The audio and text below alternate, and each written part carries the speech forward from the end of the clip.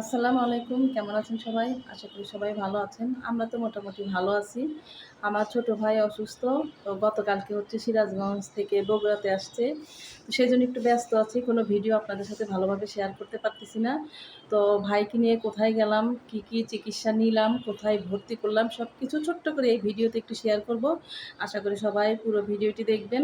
তাহলে চলেন পুরো ভিডিওটি আপনাদের সাথে এখন শেয়ার করব। মঙ্গলবার সকালবেলা হঠাৎ আম্মুর ফোন আসছে। তো আমি তো চিন্তায় পড়ে গেলাম, এত সকালে তো কোনো সময় ফোন দেয় না। তো যাই হোক, আমার ছোট ভাই নাকি অসুস্থ, সেই জন্য ফোন দিছে। আম্মুর টেনশন করতেছে কি করা যাবে। হঠাৎ করে তার বেশি সম্ভব কোনো কিছুর ইনফেকশন হয়েছে চোখে এবং ঠোঁটে। সিরাজগঞ্জে প্রাথমিকভাবে চিকিৎসা নিয়েছে। তারপরেও আমি যেহেতু বড় বোন, আমার সাথে আম্মু ফোনে কথা বলতেছে, তো আপনাদের ভাইয়ার সাথেও কথা বলছে কি করা যায়। তো আমরা পরামর্শ শেষমেশ দিলাম বগুড়াতে এসে গ্রামীণ জিসিতে নিয়ে যাব। সেখানে হচ্ছে চোখ দেখাবো আর মেডিসিন ডাক্তার দেখাবো।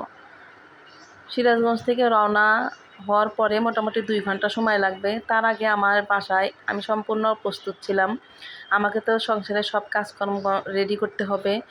তাই আমি আমার মতো করে ঘরবাড়িগুলো একটু গুছিয়ে নিলাম। কি রান্না করব হুটহাট করেই তাড়াতাড়ি করে চিন্তাভাবনা করে ঘরে যা ছিল সেগুলোই রান্না করার জন্য ভিজিয়ে দিয়েছি ফ্রিজ থেকে নিয়ে। আর আমি হচ্ছে ঘরবাড়িগুলো একটু বিছনাপত্র কাপড় চোপড়গুলো গুছিয়ে নিচ্ছিলাম।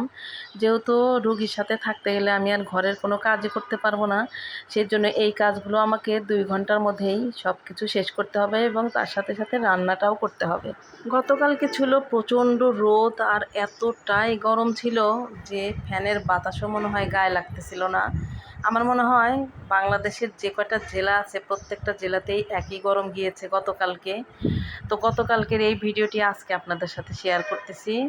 অবশেষে ঘরবাড়িগুলো মোটামুটি গোছানো শেষ। ফ্রিজ থেকে যে মাংস বের করেছিলাম সেই মাংসগুলোকে এক চুলায় তুলে দিয়েছি।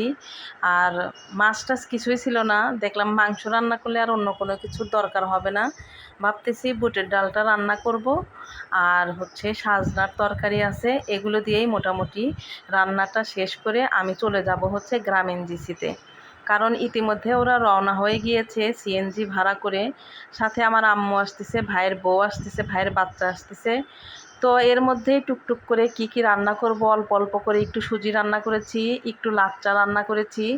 যেহেতু আমার ভাইটা কোনো কিছুই খেতে পারতেছে না ঝাল কিছু। আর এদিকে হচ্ছে ঝাল ছাড়া করলা ভাজি করতেছি আলু দিয়ে। আমার আম্মু ঝাল খাইতে পারে না, তাই ভাবলাম আজকে ঝাল ছাড়াই করলাটা ভাজি করব। তবে খাওয়ার সময় একটুও বোঝা যায় নাই যে এটা ঝাল ছাড়া রান্না করছি। তো ঝটপট করে একদম 2 ঘন্টা টাইম নিয়ে কিভাবে আমি সবগুলো যে কাজ করলাম, এই রকম কাজ করতে করতে এর মধ্যে অনেক কিছুই ঘটে গেছে।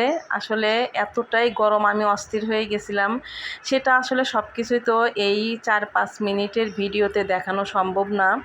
মানে এতটাই আমি ঘেমে গেছিলাম যে একসময় আমার মনে হলো আমি নিজে এখন সেন্সলেস হয়ে যাব, এরকম একটা অবস্থা। তো যাই হোক, আল্লাহর রহমতে সুস্থই ছিলাম শেষ পর্যন্ত। গতকালকে রান্না তো আমার মোটামুটি শেষ হয়ে গেল। আর হচ্ছে আর করলা ভাজিটাও রেডি হয়ে গেছে। এর মধ্যে আমার মা, ভাইয়ের বউ সিএনজি নিয়ে ওরা কিন্তু কাছাকাছি চলে আসছে। তো ভাতটা উঠাই দিয়েই আমি হচ্ছে চলে যাব গ্রামীণ জিসিতে। আমি যাইতে যাইতেই আমার ভাইরা চলে আসছে, ওরা টিকিট কেটে অলরেডি ডাক্তার দেখানো শুরু হয়ে গেছে। তো এখানে হচ্ছে প্রাথমিকভাবে চোখটাকে একটু পরিষ্কার করে দিচ্ছে। ঠোঁটে একদম অবস্থা খারাপ, কথা বলতে পারতেছিল না। গত 4-5 দিন যাবৎ হচ্ছে এই অবস্থা হয়েছে। তো যেহেতু আমরা সিরাজগঞ্জে যেতে পারবো না, সেই জন্য আমরাই ওদেরকে বগুড়াতে ডেকে নিয়ে আসলাম যে গ্রামীণ জিসিতে আমরা মোটামুটি এখানে চিকিৎসা নিয়ে থাকি ভালো।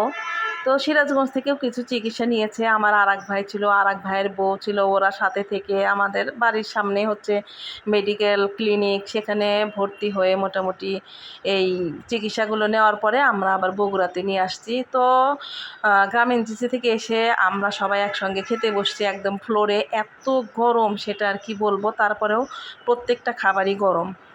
তো যাই হোক, খাওয়া দাওয়া শেষ করে তারপরে আমার ভাই বলতেছে যে আমি একটু মেডিসিন ডাক্তারও দেখাবো।